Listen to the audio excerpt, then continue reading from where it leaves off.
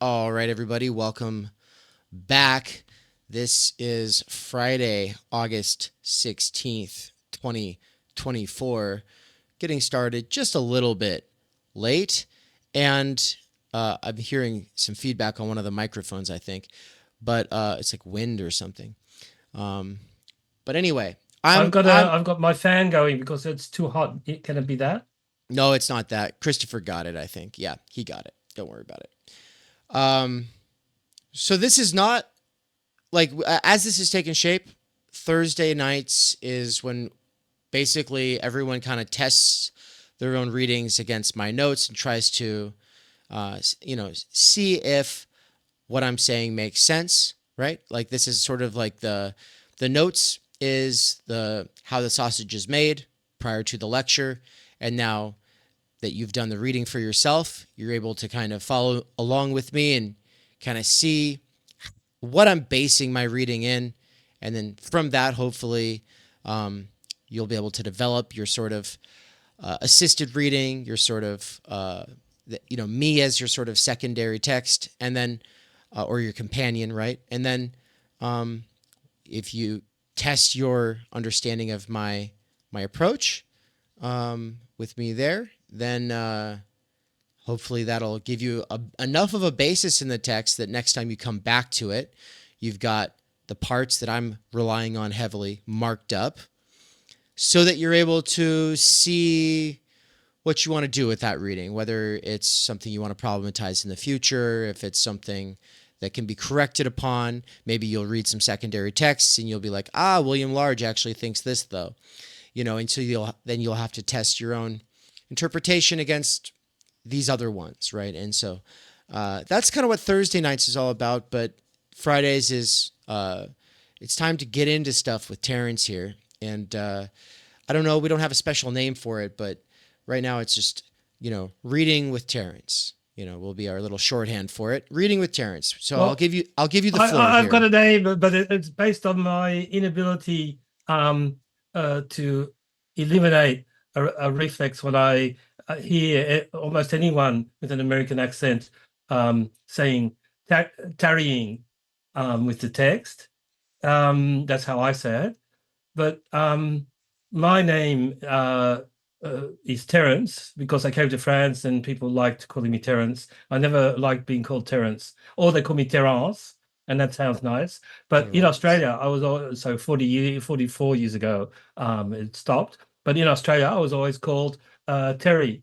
So I hear tarrying is tarrying. We're tarrying with the text, and I know it's not that, but I always have this instinctive reaction. So it's I like tarrying it. with the text, which is All right. tarrying as well. Awesome. Tarrying with the text. Well, and with that, I want to give you the floor here to kind of touch on some of the things you'll want to get into. I'll just say before handing it over that um, I'm really glad you brought our attention to participation. I've been paying a lot of attention to that. There's a He's doing lot. it again in this He's segment. doing it Yes. again. Yeah, exactly. And uh, if you actually go to the index, there's only one page for participation, but I have like five really useful pages, I think, on participation. So we can always come back to that. We've got a big question about uppercase versus lowercase. We've got a big question about the signifier that came up last night. But we can get those. We can get to those once you've kind of taken us where you want to go, and so yeah, take it away. Well, I haven't had a chance to listen to all of that. I only listened to an hour, but I did note down uh, I, worries about or questions or just reactions about the signifier and capitals because there's a place where he doesn't respect his own conventions. Um, and I'll try and come to that. As I said, Alfonso Lingus is a brilliant philosopher who's done work in his own right in phenomenology and post-phenomenology, and has written books on the chapters on libidinal economy with Lyotard and Deleuze and Guattari as well.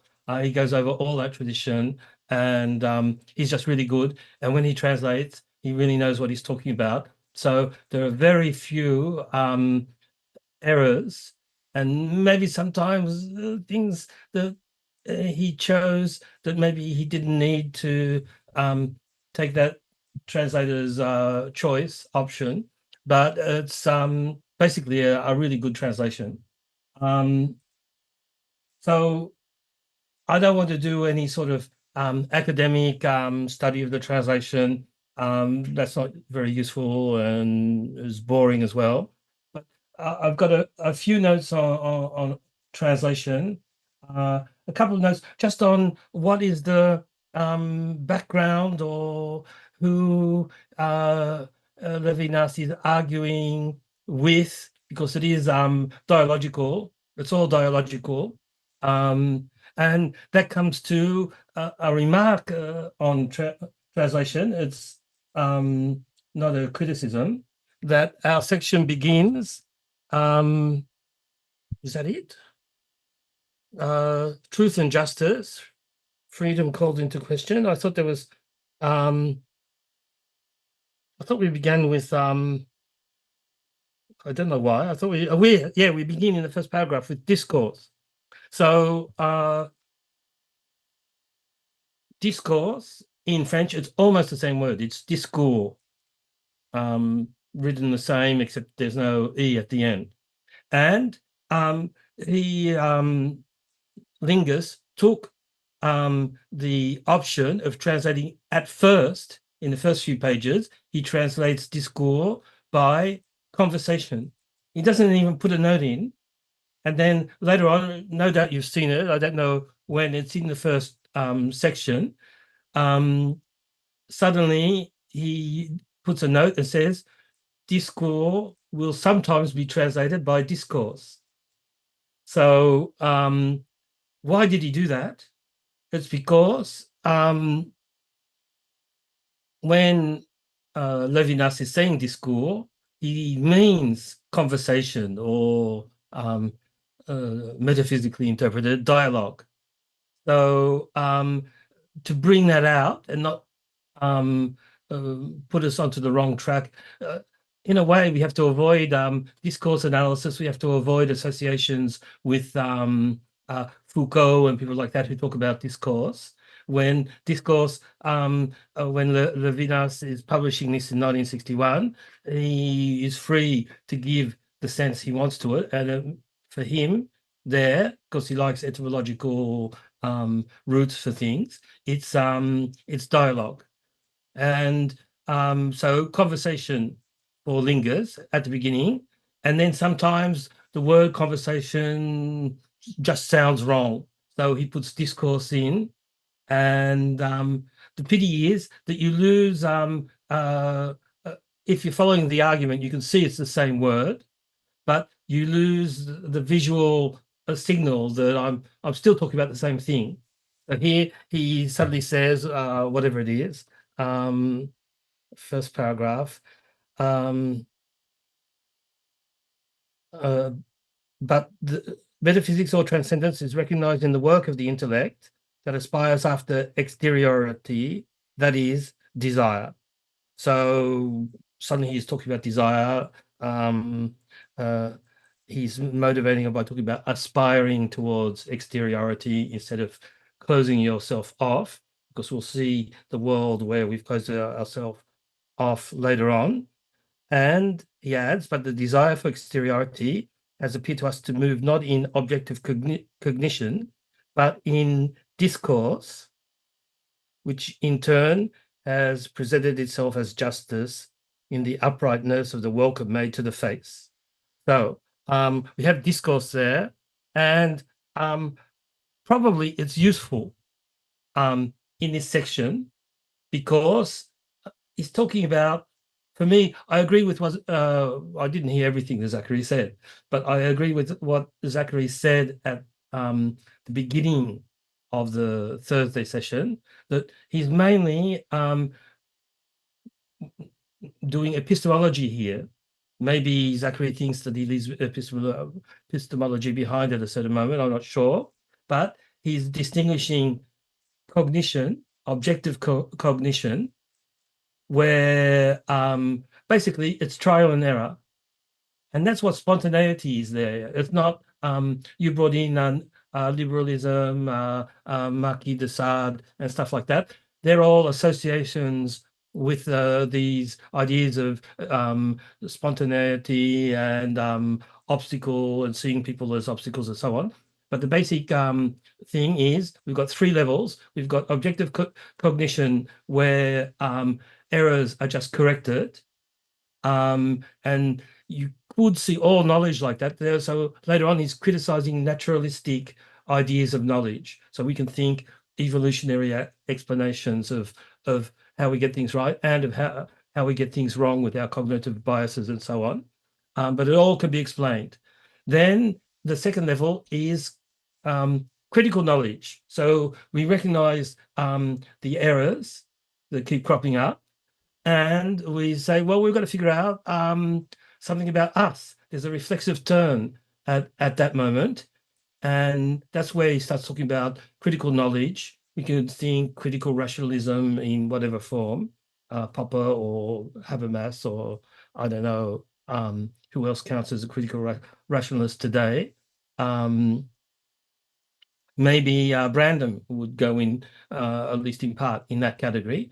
And then there's a third level of knowledge where he's going to say that critical knowledge is not enough. And even if you push it to the extreme and you get to the not just doubting the instrument of knowledge to be able to do better and understand why we fail, but even if you put it right back to the cogito, it's not enough.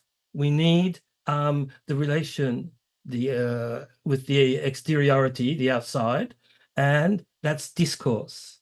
So probably when we're thinking like that, we could think discourse means conversation. It means I, you, and not I, thou. And it's all this mastery and teaching, and it's in relation to the other. So another thing he's going to be doing all along is, of course, he brings up algorithms at a moment and then he moves on to other things. But one of the things is he's criticizing the idea of knowledge as information and of language as information. That's just cognition. It's not even critical knowledge, and it's certainly not discourse. So it's good to have that in mind from the first paragraph. It's still conversation, but he's calling it discourse, and that helps us get the three levels straight. I keep noticing relations to Sartre. You mentioned one relation to Sartre, but Dave, but on page 84 at the bottom, I don't think you mentioned that, or maybe you mentioned it later on in the 4-hour video.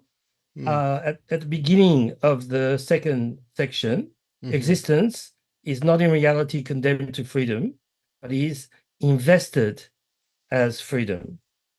So the phrase or the sentence or the slogan of Sartre is man is condemned to be free. So Levinas is saying, no, Sartre, that's too Cartesian. You're not going far enough.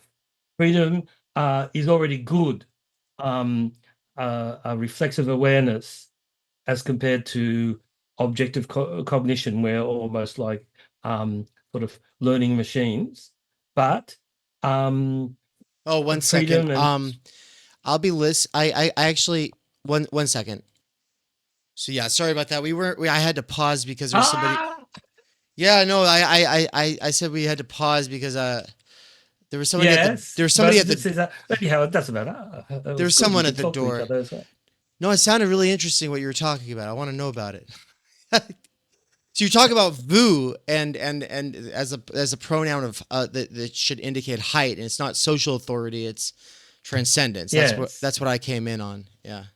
that's the way Levinas is conceptualizing the difference in French between the two pronoun for you or thou in Old English, which you use with close friends and family, and the vous, which is more distant relations and with authority. And instead of saying, well, the face is always uh, uh, appealing and appealing to us and questioning us. So there's the face-to-face. So we all have to do a two form for the face-to-face, which is sort of um, Martin Buber's solution to the idea of dialogue. He's saying, no, we have to make a distinction between horizontal dialogue, where there's a two form, Mm. and that means in Levinas's terms, you're with the ordinary other of the totality, and so another same as you. And we'll use the vous for you in the sense of the metaphysical other that is in dialogue with us.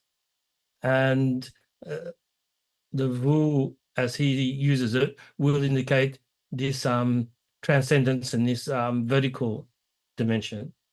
So he's taking the French usage and finding a way of hanging concepts, his concepts onto it, and then adopting that usage. And when he adopts a usage, he's fairly consistent in just maintaining that decision all through the text. It's a highly coherent text from that point of view. Mm. And I was going through my notes a little, if I'm doing it in order. So page 85, there was sometimes I just want to give sort of signposting. There's no errors in translation, but if you know what the translator is doing and why, you can follow more easily. So on page 85, Mhm. where is this? Only in a being that has an origin prior to its origin that is created. So maybe if everyone, that was a very clear sentence. It's at the top. Knowledge as a critique, as a tracing back to what precedes freedom, can arise only in a being that has an origin prior to its origin that is created. And he gives the French to make it clearer. But if you don't know French, it hasn't necessarily clarified things. And I read that and I thought, well, that is created. That is a pronoun referring back to what? To being or to origin? Origin in English, if it had been written in ordinary, directly in English, the rough and ready rule is the pronoun refers to the noun or the first pronoun closest, because otherwise we can get lost if it's referring back further. In French, it's roughly the same, except we have a little more liberty. Wait a second, I'll cut the suspense. That is referring to being and not to origin. I don't know if anybody found it ambiguous or thought it was talking about origin, but French can be a little more relaxed with where you put the pronoun and what it's referring back to, because they have gender, and the adjective that is created, that's an adjective, a past participle, is feminine and not masculine. So being is masculine, and it can't refer to that. And origin, which is the just no. What am I saying? Stop. Yeah. Can I just ask a Create. clarifying? Let me finish this before I Okay. ruin Okay. it. Yeah. Yeah. Yeah. So it's referring back to being because créer in French is masculine. So it's origin is closer, but origin is um, feminine in French. So it can't refer to that. So there's no ambiguity. It refers back to being. So it should read only in a being that has an origin prior to its origin, the being is created. Oh, I get it. Okay. Okay. Yeah, because I thought okay, I was very confused. No, I get it now. That makes sense. By the way, welcome, Ian. Great to have you. iPhone 6, the infamous iPhone 6. Hello, Ian. So yeah, knowledge as critique, as a tracing back to what precedes freedom, can arise only in a being that has an origin prior to its origin that is created. And you're saying it's not the That is origin to that is say a created. being that is created. Yes. Right. The being is That's created. reformulating. That's reformulating the same thing. And either you have to keep your wits about you and see that it's just a reformulation, or you help yourself with the French. And Because before we sometimes, yes. oh no, finish because my thing is going to go back to something earlier. So you let's finish this out. Yeah. Just a remark that the text is itself highly condensed, and Lingus tries to keep that quality. Like sometimes when people publish oral conferences, they say, I've changed nothing to keep up the oral aspect. Here, this is a highly written text, highly concise, and Lingus, when he can, which is most of the time, just takes the choice of concision, keeping things short and dense rather than unpacking. So he tries to do it without losing any clarity. But so that's why he did it like that. But then he felt, well, maybe it's concise, but it's pretty like that. But maybe I need to put a footnote. Okay. Okay. And then going back to what you had been saying earlier before I had to run and help with the scooter, the beginning of part 2, yes, that is Sartre. I recognize the Sartre there in the condemned to be free part. Um, now, I'm not sure if you were going to do something else with that. If you're mainly just pointing out that he's arguing with Sartre right there.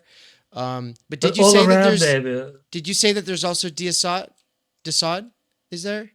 no, you talked about Desade to Oh, okay. explain spontaneity and obstacles and treating people as obstacles. And I was saying that's part of it, but the primary reference is to um, epistemology and these 3 types of knowledge: Okay. cognition, um, uh, critical knowledge, and then discourse. So And then all along the whole text that we've read, it's all epistemology for me. gotcha, gotcha. Right. But And as he's Levinas, he's resonating on all the other levels as well. It's not right, right. unilinear. Right. You talked about such, I don't remember exactly what you said, but it's all around it. For example, taking things I noted that you didn't mention, because you couldn't mention everything, is at the top of 86. It says, where knowledge thus involves no commitment prior to its present commitment. We're talking about commitment, so I suppose engagement. Is at each instant at the beginning is not in situation. And then he's talking about Descartes there as well, but he's giving a critique of, I think, by allusion, a critique of Sartre's idea of you explain things in terms of the situation. And he's saying that's like he said in the earlier section, that horizons, as Heidegger uses them, don't get you to the metaphysical, vertical dimension, but are still idealist. He's saying there that situation is not going to explain why you can leave objective cognition behind and become critical and self-critical. It's not a natural evolution. And so the situation that all knowledge is situated is not going to explain how your critical approach is possible, your doubt and so on. Ultimately, it's the metaphysical other that intervenes in your solipsistic world that explains even the importance of the situation. So on the same line, there's a sort of a plateau, if you can call it that, where he's talking about Sartre, and then he goes on to Heidegger. And once again, I thought some of his criticism of Heidegger in those pages after, straight after, were really powerful.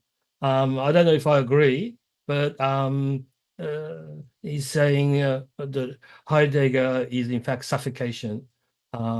You read that and you want to suffocate, where Heidegger is presenting it as you're being liberated and you're disclosing and so on. But first, page 87, I wrote, there's a critique of Sartre's for itself as being just as naive as the in itself. So that's once again at the top. The other is not transcendent because he would be free as I am. On the contrary, his freedom is a superiority that comes from his very transcendence and not the other way around. What does this inversion of critique consist in? The subject is for itself, it represents itself, knows itself as long as it is.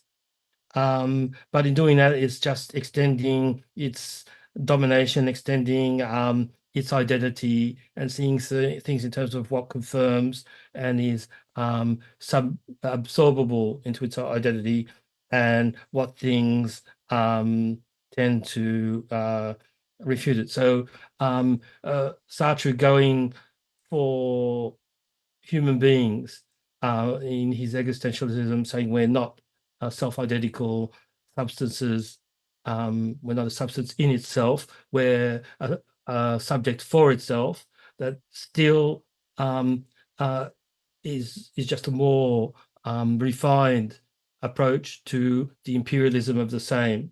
And we need something more to get to the metaphysical dimension.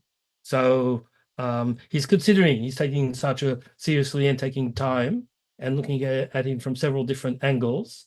From, are we condemned to freedom? No, because freedom in fact comes from outside.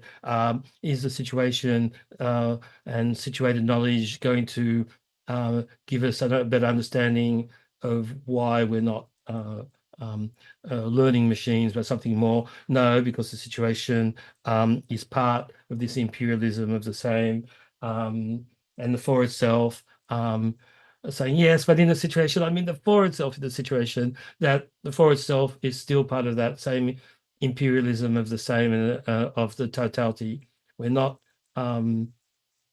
freed, even though these concepts are critical concepts that Sartre is advancing, they're not going far enough. So he's appreciating them, but he's saying they don't go far enough. Mm-hmm. That's really good. And then he goes on page 86, he's talking about critical knowledge. And that's one of the tensions that is through the rest of this section. Critical knowledge, because we've stepped back, we've looked at ourselves, but only from an epistemological point of view. We're criticizing ourselves, but not morally, to explain how we comprehend the world and why we have problems, why we have obstacles. And this critical knowledge can go in either of two directions. You can try and explain this critical knowledge in terms of certainties, in the domain of certainty, which is taking it back into scientific explanations, for example, naturalistic explanations, or you can trace this capacity of criticality, of being able to criticize your instruments and criticize yourself, to the intervention of perfection. And so you have to give this intervention of, that's one of the ways of referring to the other, the metaphysical other in Levinas. He does quite a lot with this idea of perfection, but it's what takes us out. So it's not being always right. It's not being always justified if only we're reflexive about ourselves either. And if we fail, it can't be helped because we did everything we could. But it's about something else. It's the interference, the interpolation into our world of something that is radically different from us.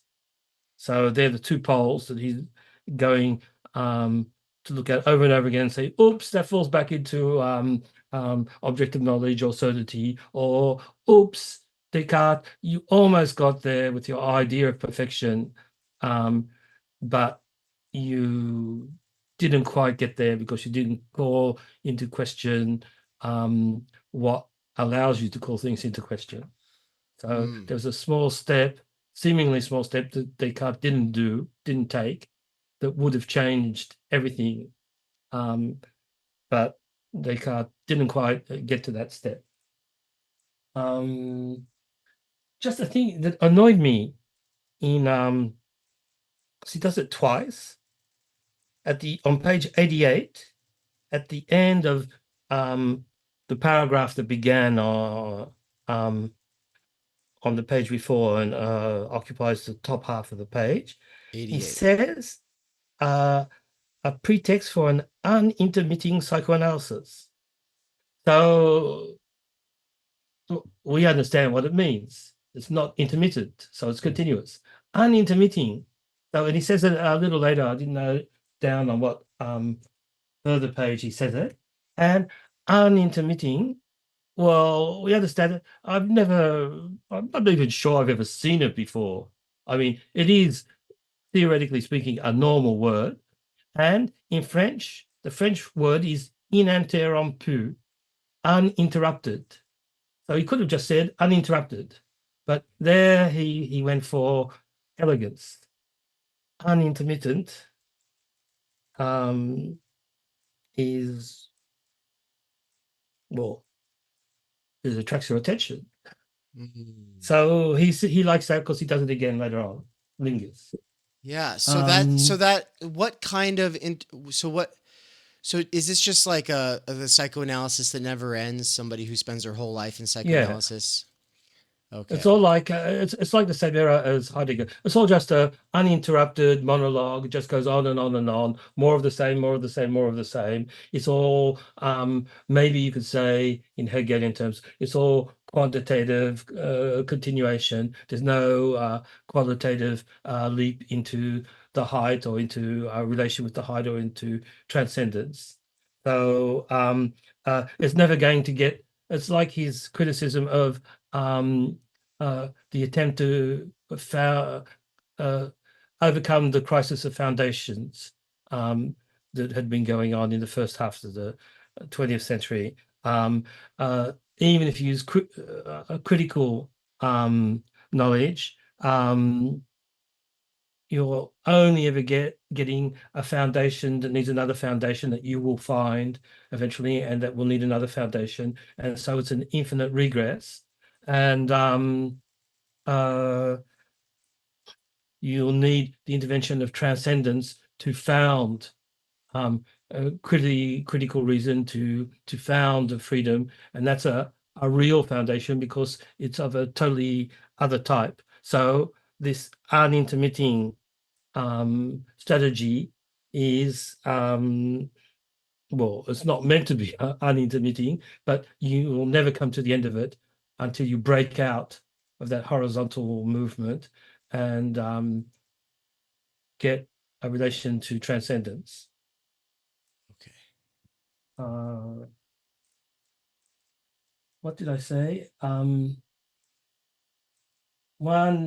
Page 88, we're still on that page. At the bottom, he talks about the atheism of the I. So he criticizes the for itself. And then he goes on, to be sure, the atheism of the I marks a break with participation. We said that participation is part of the old anthropology's idea of fusion. We're in fusion with the social totality of our tribe and with nature. And Levinas is arguing for separation. It's a break with participation. So when he says break, it's the same word as when he talks about the breach of the totality. And in French, in both cases, it's either the noun or the verb rupture. So it's always a rupture. Is it the same word? It's the same word. It's rupture, as the breach in the totality is a rupture in the totality, if I translate literally from the French, rupture. And similarly, break with participation is romp, is the verb of rupture.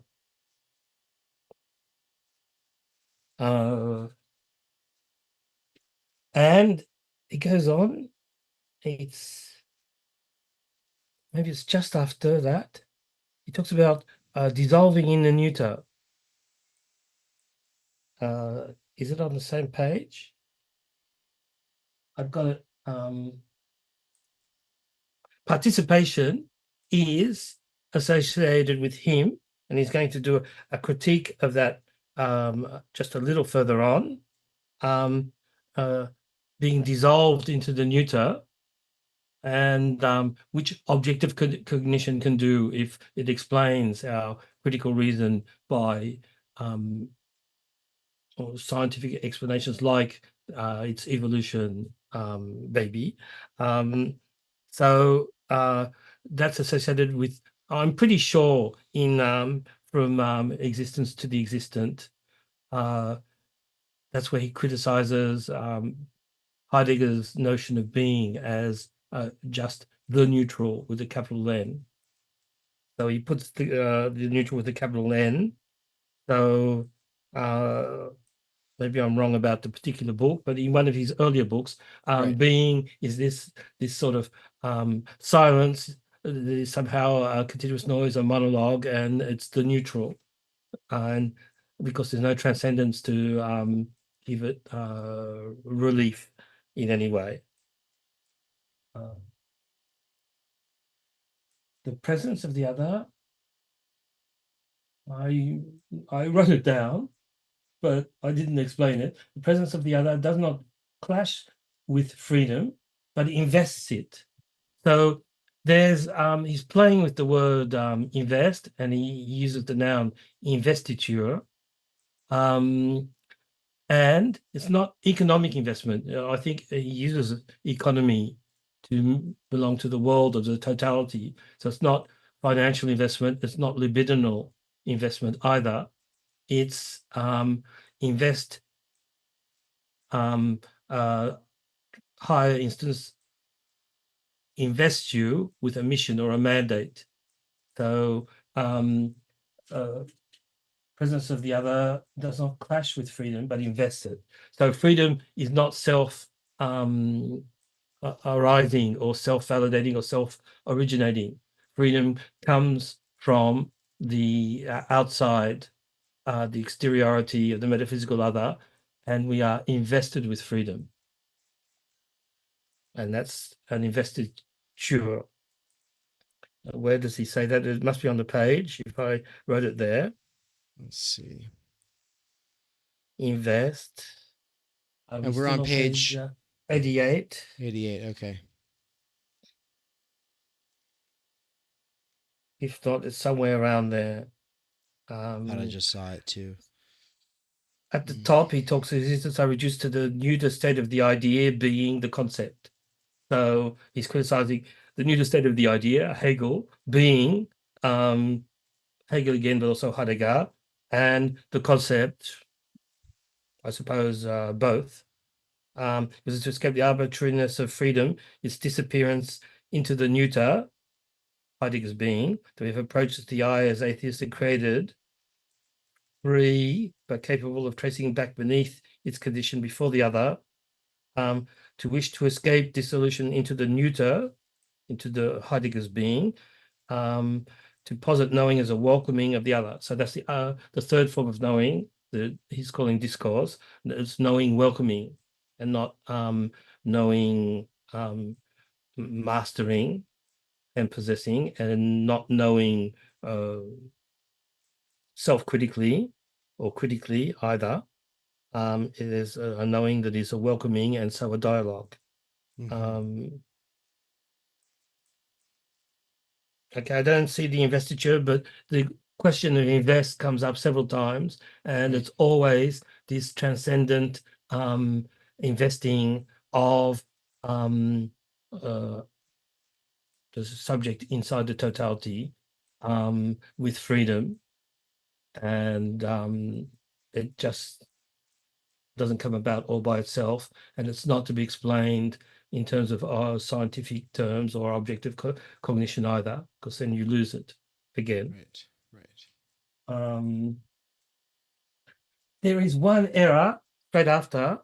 I'm pretty sure it's a mistake, and it's on page 89. Must be near the bottom. To deceive the nostalgia. Yes, it's the fourth line from the bottom.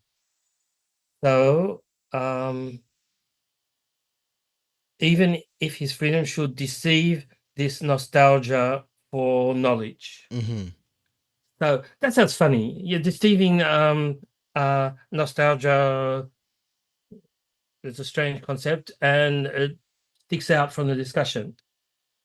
The French word, I looked it up, is décevoir there, which looks like a cognate. It looks like the same thing, but it means disappoint.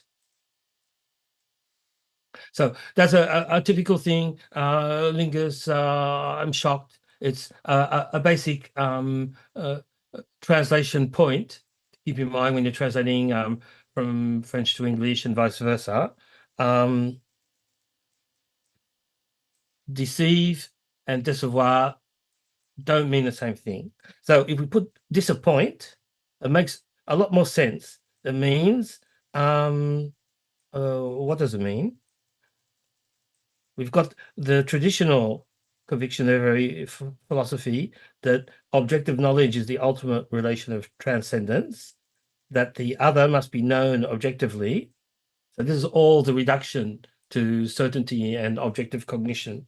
That's the opposite path to the elevation to perfection that Levinas is trying to get us to see. That the other must be known objectively, even if his freedom should deceive this nostalgia for knowledge. It's going to disappoint this nostalgia for knowledge, because we had knowledge, and then suddenly we had to realize that we had freedom, and we've got nostalgia for knowledge, for objectivizing knowledge, and so we want to objectivize our freedom. That's the nostalgia, and our freedom is going to disappoint this nostalgia for objectivized knowledge, and is going to give us the hint that because it can't explain itself, instead of explaining it objectively, we need to take a step further back and up and see that it's transcendence that invests us with freedom. That's the explanation. Otherwise, you're never going to get out of the totality. Any other explanation that you get is going to make the same part of the same, generating the same. So I would argue that that is one small mistake, but if you put in disappoint, everything is easier to understand and everything makes sense. Disappoint. Okay. well, it's still poetic, but disappointed the nostalgia for knowledge. But deceive doesn't do it. I think he comes back to it, and it sounds like versions of the same thing, so it fits in with the rest of the text.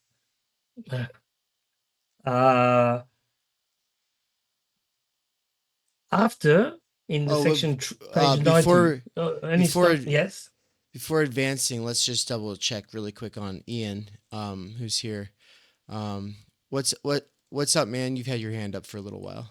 Yeah, yeah. Oh, sorry, I have didn't a even question. notice. I'm not used to No, this. no worries, Terence. Thank you. How are you doing? Great. Well, this is great. And I just finished the lecture 2, and I wanted to ask you if in the French version, because I was interested, Dave, on what you were saying about the algorithmic language. I think it was on page 96 that you were talking about. So I just wanted to know if in French it's also used the algorithm the same way, like, because Yes. I just want that is my question. Yes, we have to remember he's writing in 1961, so algorithm is a more sort of classy mathematical concept and Right. Yeah. not more expert, and not like today we know about the algorithm from social media and computing and so on. So the association will be with Merleau-Ponty. I think it's in Prose of the World, or The Visible and the Invisible, that he talks about the algorithm there. And so it's part of the critique of logicization of knowledge. And the other reference, So I can't be sure, but I probably Lacan mentioned algorithm as well. So this is in 1961. But Lacan was influenced by Merleau-Ponty, and he does say explicitly in his seminars, but later or earlier, I don't know, that desire can never be algorithmic.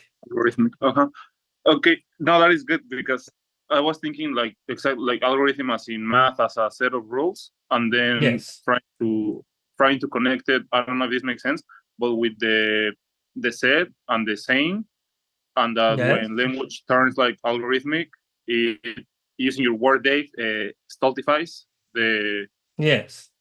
Good. the language. Like, is that a valid connection? Yes, I think so. I think the said is always going to tend towards an algorithmic state, or being able to be explained algorithmically, and that's the trap. That will be objectivized cognition again. So you can get more and more precise, and more with more and more complexity in your algorithms. You can Like explain more and more. philosophy. Like what? Analytical philosophy, like sometimes they fall in that trap of being too algorithmic, like the analytical philosophy. Yes, true. Or large language models can get closer and closer by more and more powerful algorithms to spoken language, but it's on totally different bases, because we don't use algorithms according to Levinas. There may be algorithms that are functioning and the support systems, but the said is either algorithmic or could be explained eventually with a promise that one day we'll be able to explain all that is said. But the saying of new things, the saying of things that challenge us morally and make us ashamed before the other, is non-algorithmic. Is saying it's impossible for it to be algorithmic. So yes, I would agree with you there. Okay. And he's building on what? Sorry. No, thank you. That is great. And then I had a second question: if it will be a valid connection to do the other of Levinas with the Homo sacre or Sacer or Sacer, like the Giorgio Agamben, like as like using that as as like because you Dave were mentioning like the widow, the refugee, and the orphan, and I was interested if the connection of tying it up with Agamben would be correct. Well, I don't know. That's probably something that Dave would have more to say about. It's true that the examples he gives and the sort of language he's using immediately makes us think of a Gambit. So it seems very close. But this pure life is a purity of transcendence. And it's the master. It's not the ordinary domination that we exercise on other people or not, or that they exercise on us. It's something that dominates us by just sort of opening up our world. So that seems to be at least a higher form of pure life than what Right. Agamben is talking about. What do you Right. think, Dave? Right. Yeah, I would say that the Homo Sacer is definitely in part the other that Levinas is talking about, but that Levinas is going to get into this whole other dimension of the other, like Terence is saying. So it's like, and I do think there's something really interesting to pay attention to when you read Agamben. I think he is familiar with Levinas, and so this question of like, what is he doing with Levinas? How is he in dialogue with Levinas? Is one that I have, but mainly I would just say I don't see Agamben being this great thinker of interiority or of the height of the Homo Sacer. I don't think he really gets into the height of the Homo. But for Levinas, I kind of always go back to the widow, the orphan, the stranger. These are different aspects of radical absolute alterity for him. They're not the only aspects. There's other kinds. And of course, the sun is another example of it. And it's like what I keep going back to in the lectures is that the sun is like the most, if you're a father, the son is the most like you at a superficial level. But then what you learn as a father is like that son is going to be radically different than you. Okay, but you expected maybe, if you were naive, that son to be like you. But when it comes to the widow, the orphan, the stranger, you don't expect them to be like you. And so he's using these as different ways of getting at or of fleshing out this concept of otherness. Yeah. And so Homo Sacer would if we're thinking of the refugee, if we're thinking of the scapegoat, if we're thinking of the Jew in Germany in the Second World War, well then yeah, we're talking, there would be that dimension of height there as well, for sure. Okay, thank you.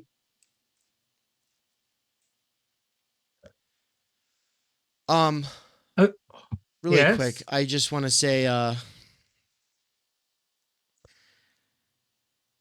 quick note. Yeah, if you have a text handy, make sure to be marking it up as we go, if you can. A reminder to myself here because I forgot, and so it's good to do this because you're setting yourself up for success on the follow-up reading. And on that note, Terence, just bringing it back here, what should the word be that we replace deceive with? On deceive, Disappoint. Disappoint. Okay. Disappoint. Terence Blake. I'll cross it out, write disappoint, and put TB in the margin, And then someday we'll release a Theory Underground version of Totality and Infinity, the Terence Blake correction, Yes. Is Alfonso Lingus still alive by any chance? I don't think so. He would be very old if he was still alive. I think he's dead. Okay. It's too bad. Yes. Says He was he's a very 90. interesting character. Sorry? He's 90. He's 90. He's Yeah, still alive. according to Wikipedia. Oh, Yes. He is alive. Wonderful. Still time to invite him on a live stream. It's Add not him on Yes. Instagram. guys, it's not too late. I mean, it He's might. done weird things. He's probably quite open to an invitation. What do you mean he's done weird things? I remember one lecture he gave dressed as a geisha. It was a philosophy lecture. I think the video is on YouTube, or an extract at least. He did a performance. He is not your ordinary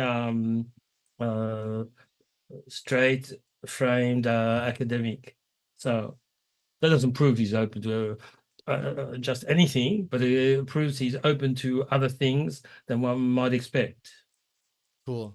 So he's a metaphysical lover for us. Nice. Okay. Our big. So if you want more, I've got a little more, but if you want Oh yeah, no, I questions, I want you to finish first. Yeah. Sorry. okay, I don't have infinitely more. There's more on this section that inspired comments from me. So page 91, where in this section, the anarchy of the spectacle, the evil genius.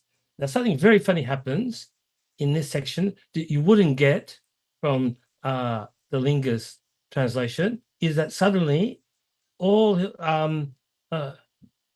Levinas ceases to follow all his conventions about putting the other person with a capital O or A in French, and what we don't get in English, but the metaphysical other in French begins with a capital as well. And suddenly in this section, Lingus keeps them, supposing that there's some sort of mistake, but it's just for this section. And then he goes back straight after, only 3 or 4 pages later, to using the capitals the way he always used them. So I may be worth signaling, and I thought, can there be a meaning to this? Is it just a lapse of judgment during one section? And why this section? Just because he wrote that, or the publisher, the editing process didn't work, and they weren't attentive enough. But the section is the silent world. It's the world of solipsism. And they're saying, he's saying that the other doesn't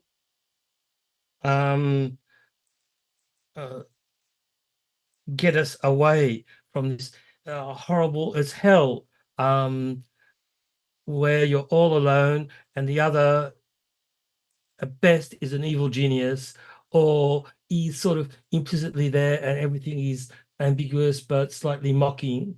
So I thought maybe if you consider the silent world, which is another metonym amongst other things for Heidegger's being, is a world where there are no metaphysical others. There can be others, but the best they will get in terms of getting away from this horizontal sameness will be an evil genius, also translated as the deceitful demon. It's the same expression in French. So maybe that's the reason. But he goes through this world and frees us from this horrible thing. I think we've already, or you've already, or somebody's already said that this is the difference between Sartre at one stage anyhow, and Levinas. Sartre said hell is other people. And the world he's describing here, the silent world with equivocation, and we don't know if the other is really another, or if what they're saying is really language or something else. That's hell, and it's when the other people as big O others in relation with us that we're freed from the hell of this world. So anyhow, page 92, just after, I think you brought this up. There's this, what is going on with the signifier? What is this? Wait a second. In mid-paragraph of B, I've noticed by tracing back from the sign that no, this is another point. By tracing back in the middle of paragraph B, the other is the principle of phenomena. The phenomenon is not deduced from him. One does not discover him by tracing back from the sign the thing would be to the interlocutor giving this sign, the movement. It was just difficult to parse as a sentence. But that's because Lingus kept the concision. So I even misread it when I took 5 minutes to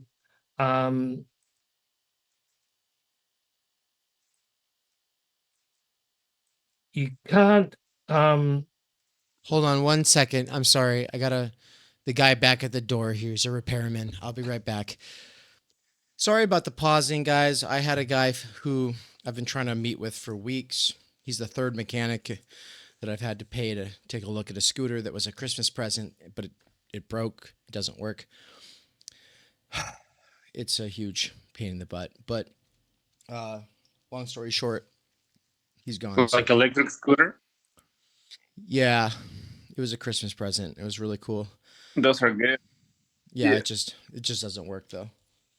So there were complications. We'll just put it that way. Anyway, now we're back. What page are we on, Terence? To recenter here, this is the signifier signifying that section. yes. Oh, not yet.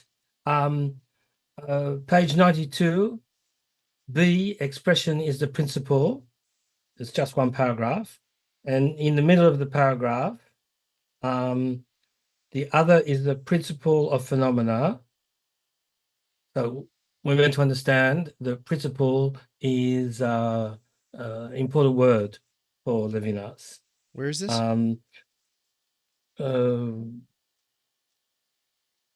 Do I have to count the lines? It's near slightly above the middle of paragraph B. Expression is a principle on page 92. Okay, there we go.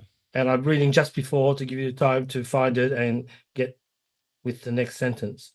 Okay. The other is the principle of phenomena. The phenomenon is not deduced from him. One does not rediscover him by tracing back from the sign the thing would be to the interlocutor giving this sign in a movement analogous to that leading from the appearance to things in themselves. So we've got a phenomenon. We've got a thing that would be a sign. And the hypothesis is that from this thing that is a sign, or that we consider to be a sign, we can deduce backwards and up to the other. And he's saying that it doesn't work like that. You can't deduce the other. It's the principle, yes, but it's not like the thing in itself where you can deduce there's something missing that's responsible for everything that's happening. You can't deduce the other. It's the principle that founds phenomena and explanations of phenomena. So I just thought the sentence was tricky to understand. The sign the thing would be. You have to read it like that. The sign that the thing would be, if you wanted to spell it out. But it's correct. It's totally correct in English, but it seemed difficult to parse.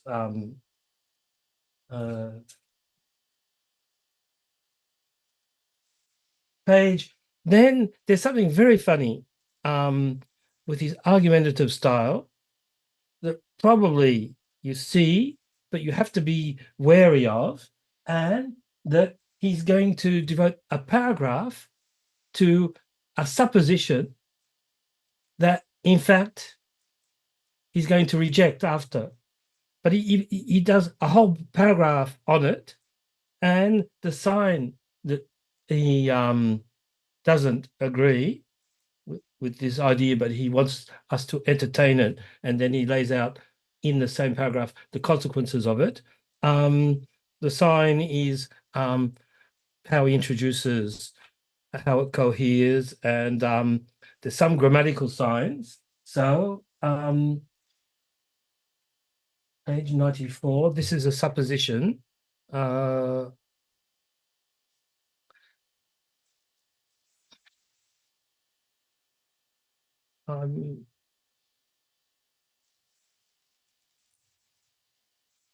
think it's the last paragraph. Qua practical, signification refers ultimately to the being that exists in view of this very existence.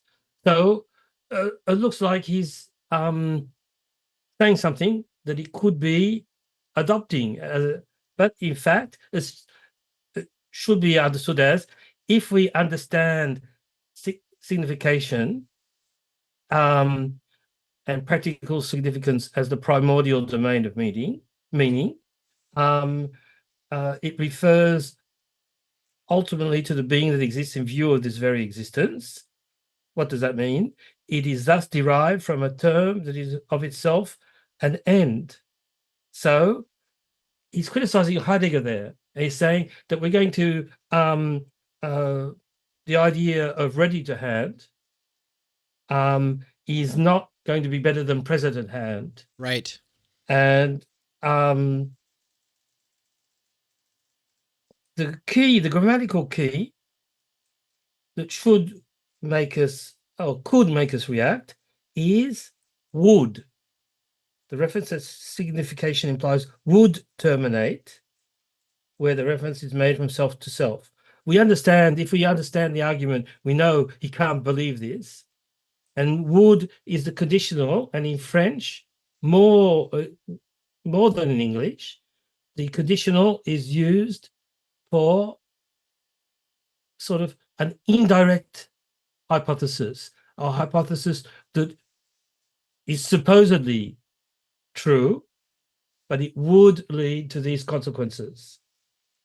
And the idea is that a thing would be defined by its endpoint, and which ultimately would be jouissance, or enjoyment, or egoistic satisfaction. So a thing will be defined by its outcome. For example, if you have, just take a random example, a hammer that breaks down, or a motorbike that doesn't work, it comes into your awareness. Sorry, Dave. As a presence at hand thing, according to Heidegger, and then you resolve the problem, and it sinks back into ready to hand, and it becomes invisible because it's all working, and that's enjoyment. And so, according to him, we go back to being unconscious. The end is unconscious as soon as it is reached. And he says, by what right could the innocence, this is top of 95, by what, the end of the paragraph that runs over from 94, by what right could the innocence of unconscious satisfaction be said to eliminate things with signification, while it itself is assuagement? Assuagement. Assuagement for me means, assuage means to sort of calm the soul, but also calm a pain. But it's stronger than that. In French, it's assoupissement. So it's when you sort of dozing off. In more elegant archaic French, it's numbing or dulling a pain or numbing a pain, and not just calming it down. So how can Heidegger, who's not named, think that resolving the problems that come from the broken hammer and repairing the hammer or replacing it or finding another solution, and then going back to everything being ready at hand, how can that be considered to illuminate things when the outcome is just going to sleep, going back to being unconscious? So how do you get woken from your unconscious state? There's the Heidegger thing of something not working. And he's talked about earlier that that's horizontal awakening. He's talked about earlier that the other wakens us from our dogmatic slumber, our torpor. Well, I'm adding those words. He doesn't say it like that, but he does say the other, the metaphysical other, awakens us. We're in the world as asleep, and the metaphysical other awakens us. And so he's saying, my solution is better than Heidegger's. Heidegger just leads to a different way of dealing with the problem and then going back to sleep. So it doesn't illuminate things for us. So up to us to judge whether this is a fair criticism of Heidegger or not, but it's an interesting criticism. And page, yes, and Oh, I page just 95 this was again. Yes, this was a section I focused on a lot yesterday. And I think what you're saying is what I was saying. With this section being a critique of Heidegger, of the priority of the ready to hand over the present at hand, of him basically saying, hey, everything's not just a referential totality of equipment. There's an interlocutor, like the interlocutor puts into effect language. The interlocutor puts into effect the referential totality. And for Heidegger, I think like Heidegger would probably agree with him, but it's true. Like Heidegger doesn't, in Being in Time, prioritize the interlocutor in language as the source from which this meaning things well, maybe happen. he does. He says language is the house of being, and well, maybe it's a monologue, but there are dialogues with Heidegger. So in his own evolution, he didn't just stick with this dissolve into the neuter and go back to sleep and so on. Right. It's also for me prophesizing, and it's not the only place, prophesizing Hubert Dreyfus, who thinks, oh, ready to hand when everything becomes unconscious, but you're being skillful about it. That's really great. That's the sort of thing we should aim for. And which always sort of shocked me in his analysis of the ready to hand as being without a concept at all. Always shocked me.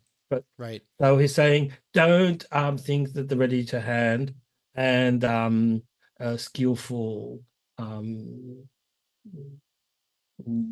dealing with the world is a solution. It's a way of going metaphysically to sleep. Right. No, Dreyfus is definitely like reading this sort of pacifist, pastoral poet who just wants to be in the world like a beatnik into Heidegger, right? And takes ready to hand like that whole analysis to basically be like, yes, that's where flow is.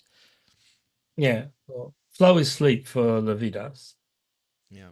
Once again, page 95, the second full paragraph.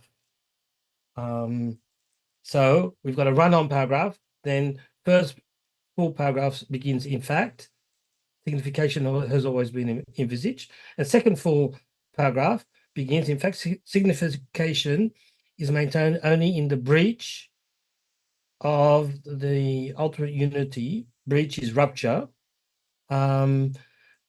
things begin to take on signification in the care of the being that is still on the way. Thus, consciousness itself has been derived from this breach. The intelligible would result from the non-satisfaction. So the would is, this is a supposition that I'm entertaining, but it's not what I think. The intelligible would result, like the first thing about judging things by the outcome as being able to awaken us. This is even more on the breaking down. If the breach is breaking down, the intelligible would result from the non-satisfaction, the provisional indigence of this being, its remaining short of its accomplishment. But by what miracle is this possible? If the outcome is a completed being, if the act is more than the potency. So the outcome of the act is valorized more than our potency, and we're still in the totality. It's just that it's had breaches, and we've fixed them back up, closed the breaches or smoothed them over, and back to sleep. So once again, it's this wood that is a signal for the idea that he's entertaining a supposition, a hypothesis, but he doesn't accept it. He's just considering what it means, spelling it out, looking at it, what its consequences are, to show that it can't be right. Because sometimes he does it later. I haven't noted down all the times he does it, but sometimes it's a chunk, It a is. longer paragraph even than that. And you say, wait a second, I thought he was in favor of this. No, the conclusion's not right. And then you realize that it was all let's pretend to see what happens, and a thought experiment in some ways, and showing that it leads to unacceptable consequences given all the rest that he said. And where is it on this page? I've noted down signifier. He goes on, he's been talking about signification. And is it here or just on the page after? It's the next page. Yeah, the next page is where he Yes. says that the he who emits the sign is the signifier. Yeah. Yeah, that's it. So you maybe I didn't catch it the first time. He aligned them together. The signifier, he who emits the sign. And I thought maybe he's giving two different instances of something. But then I realized that's the definition. For him, signifier is not the Saussurian signifier at all. It's not horizontal signification. It's the signifier is the metaphysical other. He who emits the signification, that's the signifier. So the sign does not signify the signifier as it signifies the signified. Once again, you can't deduce or even signify the other in the same sense that you can signify a signified in the world of the totality. It's the sign could be a trace of the presence or the intervention of the other, but the signifier is the other. It's no particular sign. So anyhow, he does give the definition twice. So I just wanted to point out that as with some other words, he's not using these words in the sense that we've gotten used to from reading philosophers that came after him. Right. And another thing, and I stopped there, just he was criticizing Sartre, and then for far longer, he was criticizing Heidegger. At the same time, all this stuff about signs and the evil genius hiding in behind the world, everything's equivocation or possibly equivocation. I couldn't help feeling that maybe he was assigning Heidegger to some sort of relation with Heraclitus, with the idea nature loves to hide. And Heidegger, for Levinas, is a philosopher of the same ilk as Heraclitus. And he's saying, no, nature does not love to hide. The other loves to reveal. And all this hiding stuff is not getting to the root of things. So it's not clear and sharp, but it seems to be a sort of thought out allusion to Heraclitus, amongst others, as the conceptual background to Heidegger. What do you think? I think that's good. Yeah, I think that's great. And it ties directly back to one of the main questions we had for you. But you're toggling something for me. I feel like in the first week I did say something about Heraclitus during the notes to part A or part B, if someone were to word Well, it goes search back to the preface, to war, Yeah.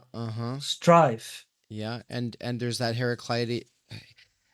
Heidegger does something with the Heraclitus fragment on war. So yeah, I think that is it. Yeah. So But that's also- all my notes. Sorry. Well,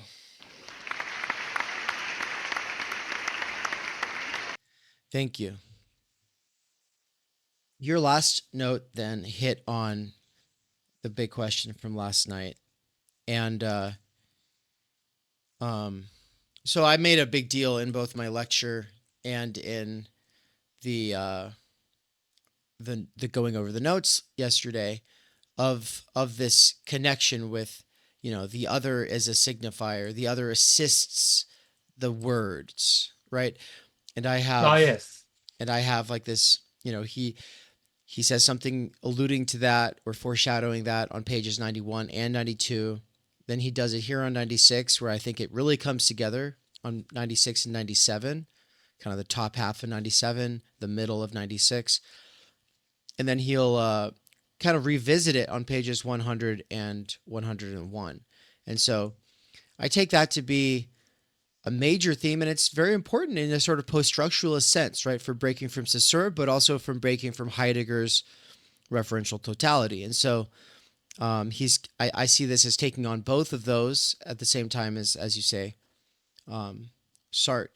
And so, Zachary, and I feel like I'm not going to do him justice, and he's not here, and I don't remember exactly what he said, and I'm wondering if Christopher might be able to correct me if I'm wrong here, but I think that what Zachary said was he wants to problematize my reading here of the signifier being he who emits a sign. And he's saying that, like, this is Levinas being tongue-in-cheek, that this is, he's interested in the translation because to him, calling the other a signifier seems tongue-in-cheek. Yeah. Is that right, Zachary? Is that right, Christopher? Is that what Zachary was saying? From what I understood, yeah. I would Okay. say that's a good explanation. What he was saying. He was also saying that he was like trying to play that role, like in his calling into question, like whatever you were saying. So I don't know if he was like trying to relate the two or not, because it all got jumbled together for me. Well, let's suppose the hypothesis. Maybe he was saying something more complicated, or maybe he was talking tongue-in-cheek, or I don't know. But no, when Levinas says that, he's just outside the usage that has become accepted since. He's probably publishing that in 1961, so he's well aware of Saussure. structuralism hasn't come up to prominence yet. That's at the from the middle to the end of the 60s. Okay. So he is, as usual,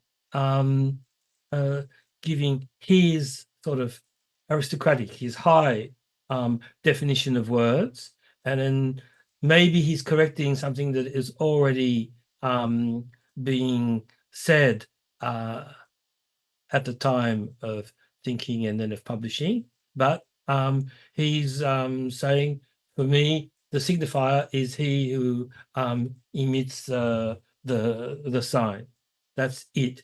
And it's normal in his conceptual movements. He's constantly saying, well, yes, we can trace things along the horizontal axis in one way or the other, trying to found things, trying to concentrate on the end or on the beginning. But there's always a point where the end, the terminus of the beginning or of the terminus of the point of arrival, is not going far enough, and we need a radical step into another dimension that he's calling the vertical dimension, because he likes height, because it's honorific, it's value. So he seems to be doing the same thing. Yes, we've got signs and signification, but what linguistics can't take into account is that the sign is only a sign because there's a signifier, a metaphysical other. So it seems coherent with his whole approach in terms of style and favorizing the non-dogmatic, the more archaic. He doesn't like neologisms, and lots of them are like that. Michel Serres didn't like using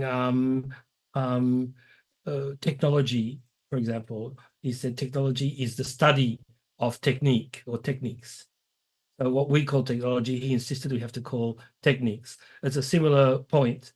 If we stick to the old ways of speaking, that's better than these neologisms that sort of dilute the meaning of words. So I think Levinas is on that type of approach to language already. And secondly, his conceptual approach is saying you trace things to the limit of what can be thought in terms of the horizontal, well, it's just for convenience we're saying it's horizontal, but the horizontal totality. And there's a metaphysical dimension that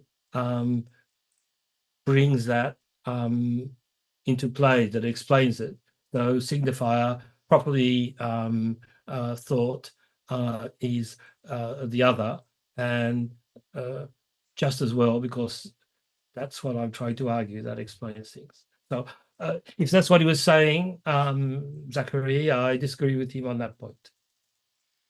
I already agreed with him that it was mainly about epistemology, so I'm not systematically disagreeing with him. But on that point, no, I think it's well, not right. Yeah, it's, to me, I think that this is one of the most important arguments of the book, and so, and it is, like you said, it is exactly what he's been saying throughout the text in other ways, but it's what I love about it so much is that it is this real, like, oh no, but there's a human there. And so to say that, I see where it gets trippy, and if you take the word signifier to mean what everyone normally means by that term, then he would have to be tongue-in-cheek to call a human being the signifier. But if we take signifier to mean pointing at, for instance, well, then who's pointing? Like, that's what he's trying to say, is that there's a who that is pointing. This, to say that he is a signifier is to say there's a person pointing. It's not just a bunch of words pointing at each other. There's a person pointing, and that person uses words, and that person comes to the assistance of his meaning. He tries to clarify himself. He tries to assist the words.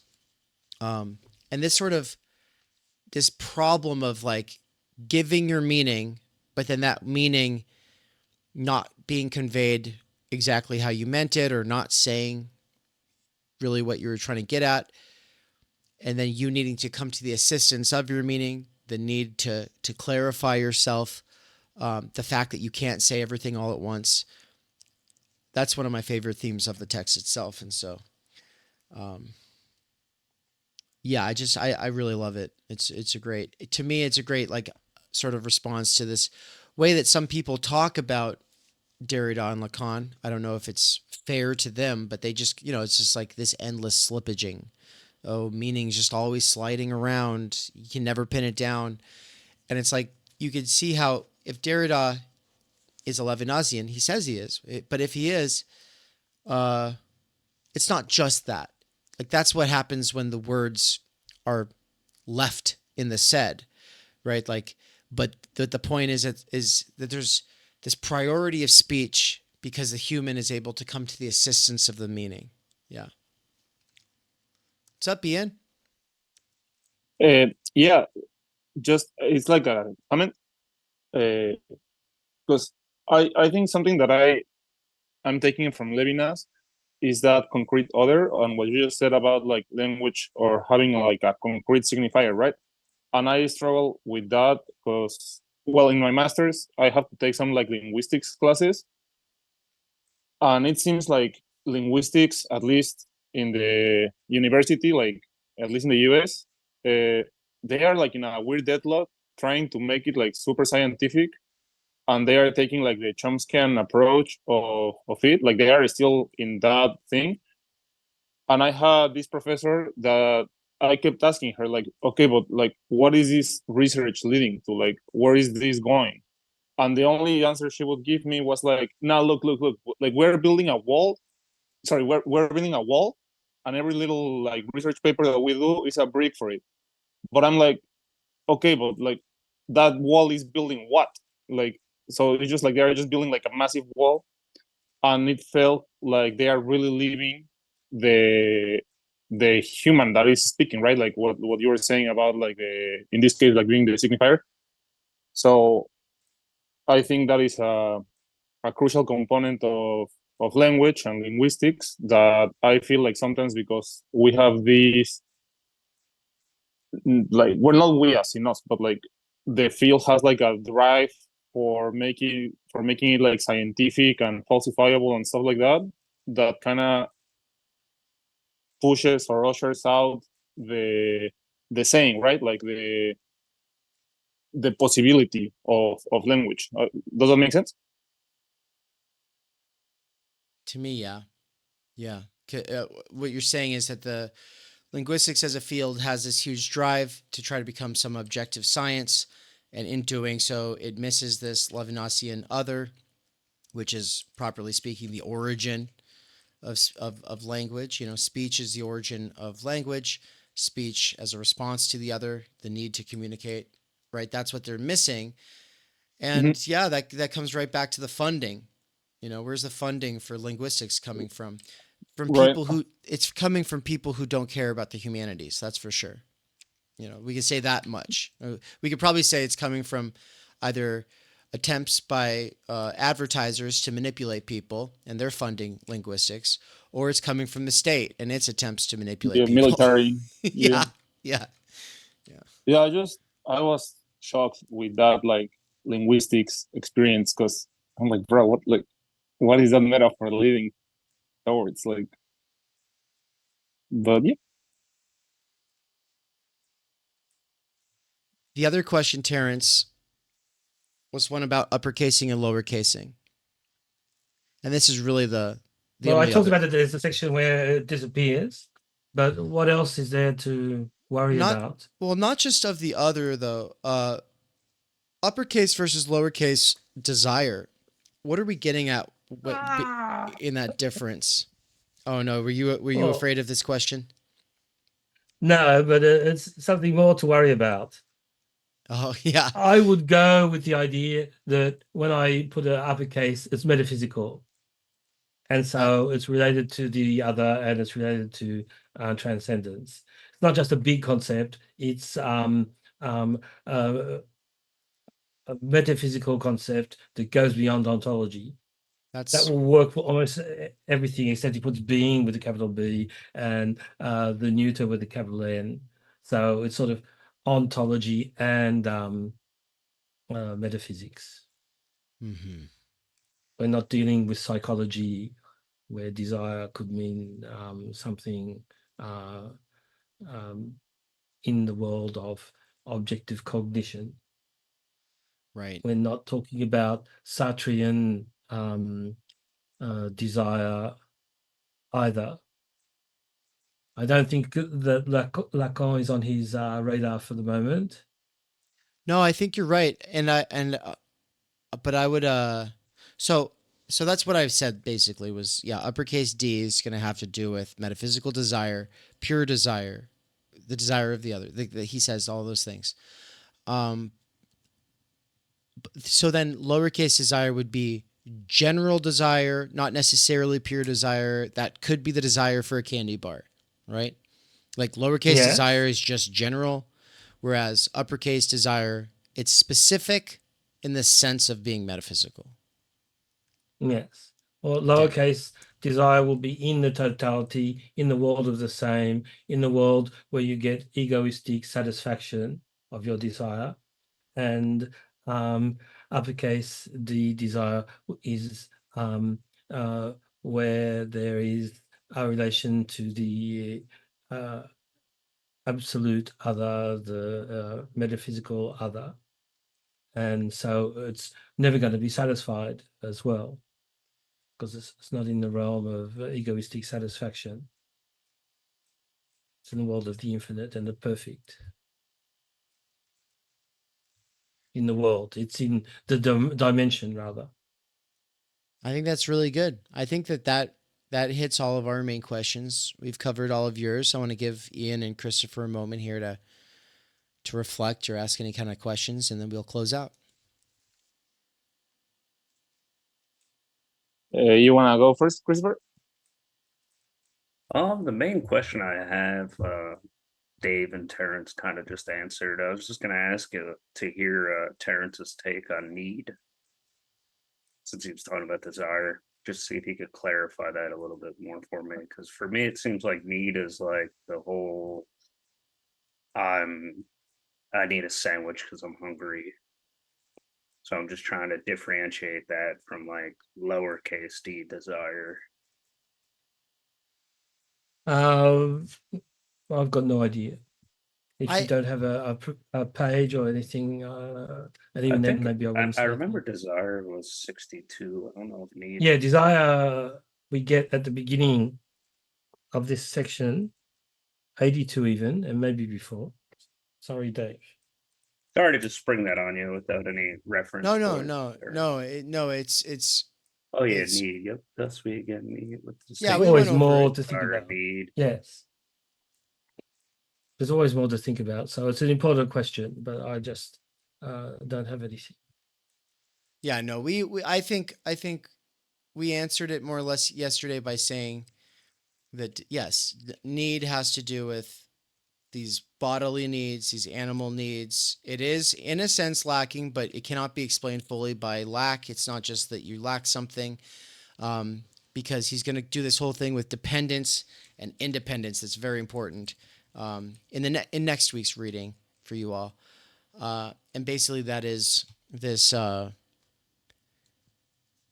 like people could say like, oh well, we're dependent on the world, and he's going to go, yeah, but in how we enjoy from the satisfaction of our needs alone, we open up this dimension of interiority, right? So interiority is this very special thing that we have access to mainly through enjoyment. Like enjoyment is our main way that we can stay secluded from others. Like it's the main way that we can absolve ourselves from a relationship with the other. Right. And so the separation and enjoyment, it's going to be like this whole section for next week, and I'll be lecturing about it tomorrow. But that's what he's getting at, and it's like people can kind of like establish this like idea that we're dependent on the world, and therefore try to act like humans aren't actually independent. But his point is like the kind of dependency that we have on the world is a dependency that makes us able to absolve our relation to others through enjoyment.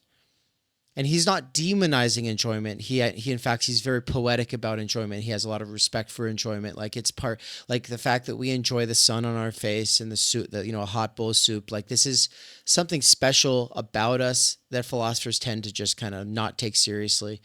And he's saying, no, like it's those little things that really make it so that you could spend your whole life not having real communication with others, because you could just play video games and eat pizza and drink Monsters and jack off. Like you really could have a pretty happy life.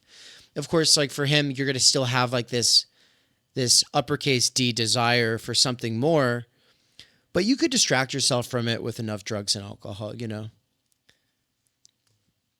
No, that makes sense. Thank you. I think it clicked more now. Sorry if that was like a deep round. No, it's not. And it's a great question. And it's also, I think Simon Critchley does something a little bit more with it, tying it into economics. And I'm not sure. I don't remember exactly. I'm just saying, I think in the problem with Levinas, he's going to say that need in the Levinasian sense could also encompass a lot of things that are really just wants in a sort of colloquial sense, that it might be like need in like this more economic sense. I feel like if I'm remembering him saying that correctly, which is already a question, but if I'm remembering him saying that correctly, there's a problem with my reading, because I'm pretty sure he is, it's just like need is like these animal needs. And then if you want a candy bar or to watch porn and play video games for 6 weeks on end, like that's like lowercase d desire, but it's not uppercase D desire. Like that's, when I read this text that way, everything fits together. Everything makes sense. There's no mystery here. Everything he's doing makes sense. It all works together. If it's different than that, then I'm just going to be kind of confused and I'm not really sure what to do with it. But so I'm going to go with what I just said because it does make sense of the text, but yeah. So long story short, uppercase C. Long story short, uppercase D desire, it's metaphysical desire. Lowercase, it's general. But we can't have that as our rule for all times that things are uppercased, right? So sometimes the things are uppercase for other reasons. That's the main thing. And I just looked. He talks about metaphysical desire with a lowercase d, but the big key of interpretation, once you've got it, which you no doubt have, is where do you to what dimension do you assign the concept? So need is on the horizontal dimension, which is the totality, which is in fact 3 or 4 dimensions, or as many dimensions as string theory wants to posit. So just for convenience, we'll say the horizontal dimension, and desire, when it's pure, is the vertical dimension in relation to the other. And then there's the trap. No amount of horizontal concepts, so in this case, no amount of analysis of need is going to be able to explain desire. It's always the other way around. The metaphysical dimension is logically, metaphysically prior. So desire is prior, and if at all conceivable, I don't know if he does that. If really forced into a corner, if he found an ultimate need, he would explain this ultimate need by the investiture of desire. And then he talks about we speak lightly of desire satisfied, or of sexual needs, or even of moral and religious needs. Love itself is thus taken to be the satisfaction of a sublime hunger. So need that is a hunger can be satisfied, and desire is conceived on that model. So what properly is metaphysical is being explained in terms of physical, biological, maybe rationality as well. And that's wrong. The only desire that you'll be able to explain by that is an impure desire that's mixed with need. And one of the clues is, can it be satisfied or not? Is it like a hunger that can be satisfied? Then it's like a need, and basically the most important thing in it is need. And if it can't be satisfied in some sort of profound sense, then it's in the metaphysical dimension. So it's not mechanical, but over and over again, it's the same thing. You've got these two dimensions. Any proposition you make to explain other things that stays on the same plane is good. You're not refusing psychology or sociology or anything, but he's saying that it's never, it's only going to go so far, and it's going to presuppose things that cannot be explained. It will explain everything else, but it's going to explain things that can't be presupposed, and that's where you need the principle, the founding principle or investiture by the other. So just to clarify my understanding then, Terence, you would desire, lowercase d, desire the thing that satisfies your basic need. Yes, that's what he says in this passage. I've got it in a EPUB format. So it's, I can't give the page. It's in the section Desire for the Invisible. So it begins on page 33, and maybe it's the same page or the page after. There's a paragraph that begins, the metaphysical desire does not long to return, for it is a desire for a land not of our birth. We all remember that now. It was a poetical passage. Mm-hmm. So it's a desire for a land foreign to every nature, which has not been our fatherland, and to which we shall never betake ourselves. It's not a need. It can't be satisfied. We can't go there.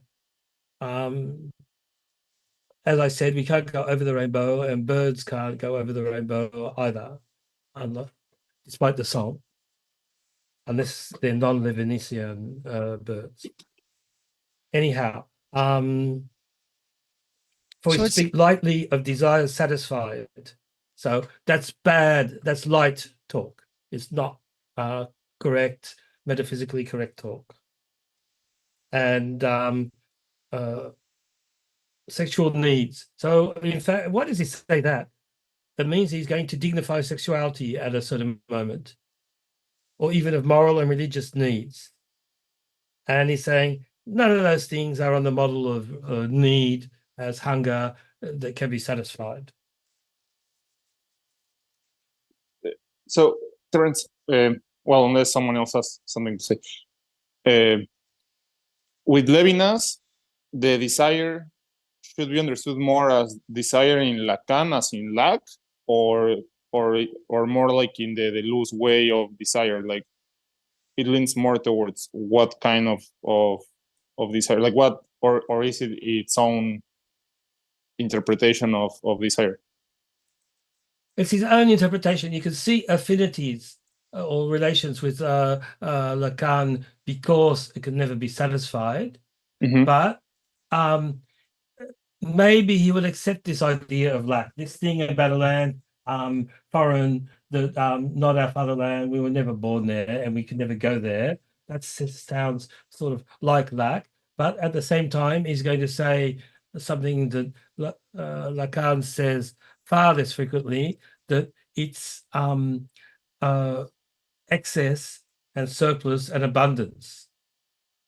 So Lacan will say that too. You've got the two sides of the concept. It's lack and abundance or excess at the same time. But Lacan, when he's talking about desire, speaks mainly about lack. And when we're into abundance, it's the drive. So you can say that Levinas is just doing his own thing, his own concept, or whether by ignorance or deliberately, he's trying to think a concept that is metaphysical, not like need, but that is prior to this distinction between drive and desire. That may confuse things. So it's not the same concept, but there are these similarities. And then, oh, sorry, Dave.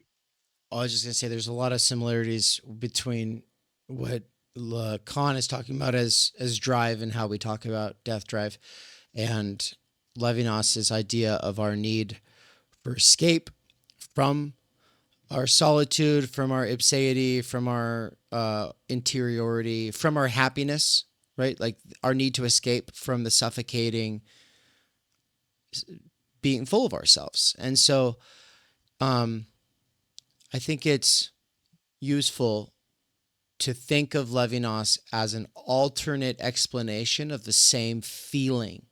Like they both want to explain this feeling of habitual repetition, of self-undermining, of getting outside of ourselves, going beyond ourselves, whatever. And all of the feelings we associate with that, of course, for Lacan, it's all based in an unconscious fantasy for a time when you were full with jouissance, and it's retroactively posited or whatever. And it's like, for Levinas, it's like, there's none of that. It's just, no, like you're overflowing with positivity to the point where it's stifling and you need to get outside of yourself. And also your freedom eventually runs amok. Eventually it ends in failure. Eventually it brings up this feeling of shame. And so that's, where the other comes in. Okay. Yeah, that's okay.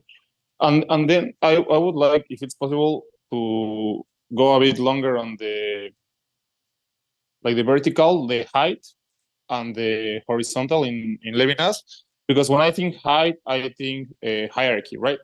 And then it also, like, how does it contrast with the rhizome of the Luz and Guattari? That's I see a connection there, but I don't know. I want to understand a bit more, like the vertical and the horizontal of living. Well, they're different topologies. You could say that the horizontal in Levinas, that is the totality, is like the rhizome, except the rhizome is not closed. Right. And you could say that the hierarchy is like Deleuze and Guattari say the rhizome rejects the supplementary dimension, which is authority that rules the rhizome. And Levinas, despite his language, rejects that too. That will be a confusion, a conflation of the vertical dimension with some sort of authority. Right. So if you're taking the vertical dimension as authority, Levinas is just as much against it. But at the same time, there is this sort of ranking in value, and that's why he calls it a vertical dimension. That's why he calls it height. And it does command us It is our master. It teaches us, but it's not teaching us information. It's commanding us, but it's not commanding us in anything in particular, except maybe to justify ourselves, and to respect or submit to the faith or whatever. And these are, Deleuze could say, yeah, I'm okay with that. They're rhizomatic commands. And there is in 1,000 Plateaus a chapter, they talk about the face, but for them, the face is the hierarchical imposition. And their thing for Levinas's face to face is behind the face, you have to find the head or the brain, the search, the probe, or I think it's translated in English. So they're all things. It's not the same terminology. Levinas, face good, whatever the body, the biological body, not so good, unless the face is with it. The Guattari, face bad, but we need something that animates and makes the openness to something other and inexhaustible possible, and that's the head. So that's as close as you can get to drawing links or bridges between them, and then just saying that there's a good vertical and a bad vertical, and the bad vertical is what the Guattari are criticizing, because it's not really vertical. In fact, you've got n dimensions and you've got one dimension that tries to take over. So you've got multi-dimensions in all the different directions, and there's no reason to say it's the vertical direction that is the bad direction. But you've got one direction that tries to take over everything, and that's what the rhizome refuses.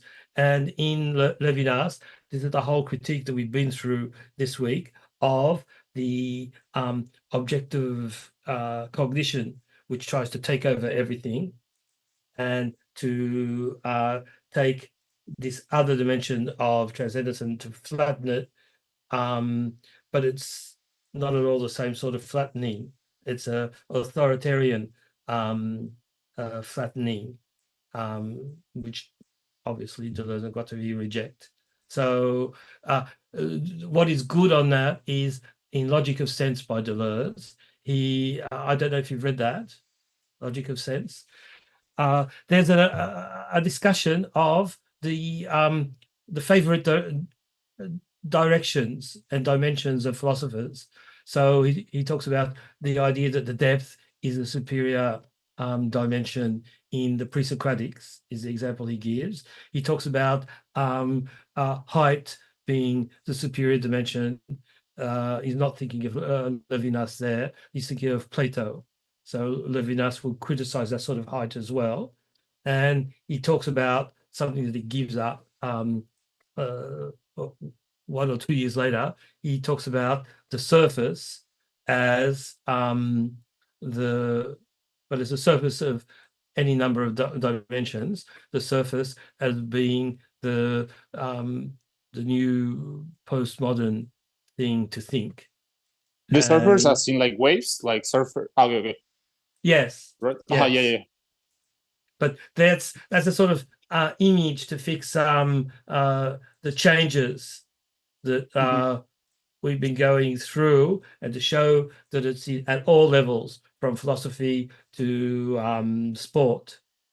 But the thing that's interesting is that philosophers have their conceptually favored dimensions, and they have a whole geography, and you may be able to make the concepts sort of align a little, but you would have to rotate Levinas and Deleuze and Guattari and stretch and fold to get even an approximation of fit everywhere. But there are all sorts of little passages that you can find. Cool. Thank you. And just to check, it seems to me like they're doing just like they really are doing something very different from one another.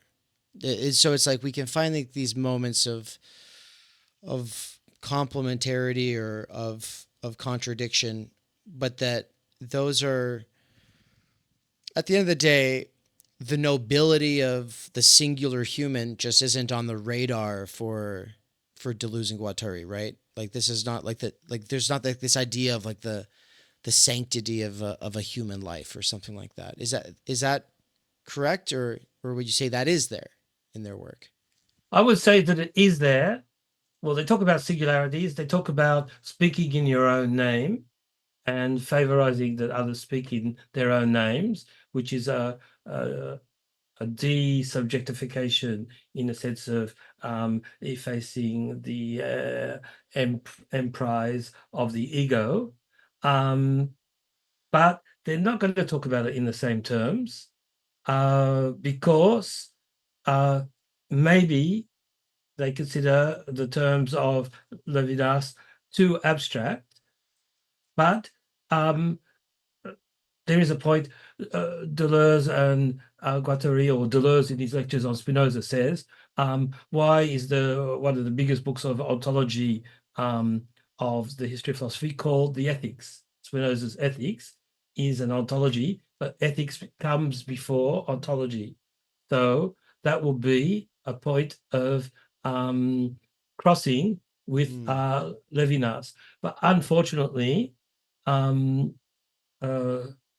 what Spinoza means by ethics is very different from Levinas. And I would go so far, this is what I've been thinking about lately, I would go so far as to say that Deleuze is not to be understood as a Spinozist in the sense of being exclusively a Spinozist, that Spinoza for Deleuze is good for thinking the machinic elements, but machine was the key concept in Anti-Oedipus to break with the bad signifier. But present in the book and then becoming more important is the assemblage, and they say that the assemblage is a collective, it's collective assemblage of enunciation and a machinic assemblage. So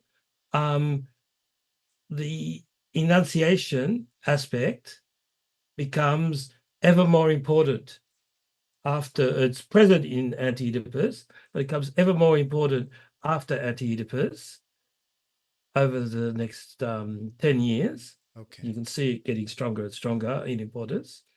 And to that extent, to the extent you can argue maybe that there's something enunciative in Spinoza, but to the extent that that's not there in Spinoza, Deleuze is an enunciative Spinozist, which is what Lacan says at the end of Seminar 11, by the way.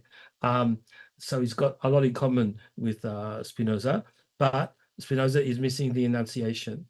So that will be another point of bridging between Levinas and the later Deleuze and Guattari, because you can't freeze them at any fixed point. So I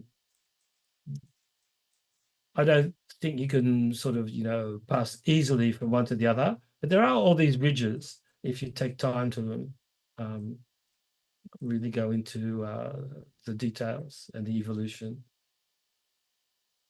to figure out what the sense is behind the vocabularies. Cool, and welcome back, Cesar. I know you're working right now, but we're actually just about to close this thing out. And then I'm gonna go get it uploaded, and everyone will be able to listen to it on their own time. Christopher and Cesar, thank you for your questions, and I think that was all very clarifying. I hope that this is going to inform how you all read the text, not just in the sense that and this is obviously a big part of it, that Terence is giving us like these things to pay attention to, and this way of reading where we're looking for coherency, and then we're wondering sometimes like, okay, is that a problem with me, or is it a problem with the translation, or is it a problem, whatever, you know? So it's like there's like a sort of methodological thing that comes from that I think there's a lot that we're gaining just from that alone, but also I hope that planning on being here changes how you read the text. That, you know, after my lecture tomorrow, you dive into the week's reading, and that on those parts where you feel especially stuck, you mark those parts and just keep going. You mark those parts as a question for Terence, you mark those parts as a question for me, and then it either comes up Thursday night or it comes up Friday afternoon. And so with that, thank you so much, Terence. Thank you, everybody. Thanks, everybody. Take Thank care. you. Great interlocution.